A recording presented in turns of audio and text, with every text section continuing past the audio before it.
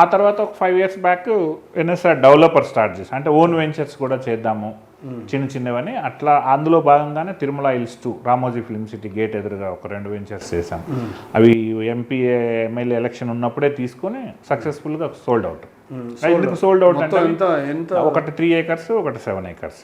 తర్వాత ఇంకా పైలశేఖర్ రెడ్డి గారిది అక్కడ మన భువనగిరిలో 92 acres, అది కూడా మేజర్గా మేమే చేసాం కంప్లీట్. ఇప్పుడు కలెక్టర్ ఆఫీస్ వచ్చింది అక్కడ. ఇక్కడ రంగారెడ్డి కలెక్టర్ ఆఫీస్ వచ్చిన దగ్గర కూడా ఒక ప్రాజెక్ట్ చేసాము, జాక్పాట్ అని. 80 మంది క్లయింట్స్ ఉన్నారు. ఇప్పుడు వాళ్ళకి 40,000 రీసేల్ వచ్చింది. మనం అప్పుడు 12,000 అమ్మాం.